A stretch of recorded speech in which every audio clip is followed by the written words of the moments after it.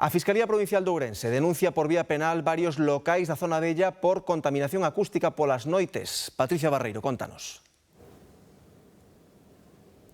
Si, unha problemática e unha reivindicación dos veciños e veciñas desta zona de Ourense que suma xa varios anos. Aseguran que esta denuncia por parte da Fiscalía contra varios locais da zona é un precedente histórico para rematar cos ruídos motivados polo ocio nocturno. Dita demanda tamén inclúe o alcalde da cidade e un técnico municipal por deixadez de funcións. Despois de 8 anos de denuncias por mor do ruído nocturno en varios locais da zona vella de Ourense, a Asociación Veciñal O Cimborrio celebra que a Fiscalía Provincial tome partido neste conflito con 4 denuncias a varios locais desta zona por contaminación acústica. Así non lo certificaba por teléfono o seu presidente Carlos Vence. Valoramos positivamente que la Fiscalía haya admitido a trámite y haya presentado ante el decanato las denuncias, porque es una forma de reconocer que todas las denuncias que nosotros llevamos presentando a lo largo de todos estos años tienen una base y están fundamentadas.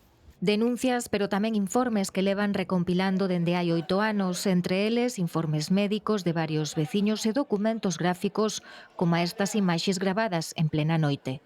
Levo vivindo aquí casi, non sei, 25 anos. Estes problemas son desde sempre. Quizá ahora é máis ahora que fai anos. Todas las discotecas las abren. A partir de la 1 de la mañana esto se llena hasta las 8 o 7 de la mañana que cierran las discotecas. En todo este tempo, as denuncias levadas a cabo por particulares e dende a propia asociación acabaron en nada, salvo nunha suposta multa económica a un local nocturno. Denuncian presuntas ilegalidades nalgúns establecementos como mala insonorización, non respectar os horarios nocturnos ou un mal uso das licenzas. Claro, es que a la gente no le puedes privar de una fiesta, quieras que no.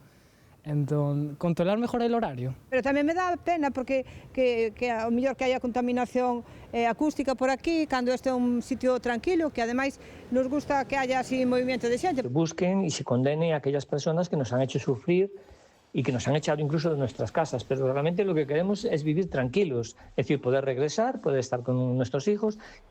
Nas súas denuncias, a Fiscalía tamén inclúe o alcalde de Ourense e un técnico municipal o entender que en todo este tempo coñecían e consentiron esta situación.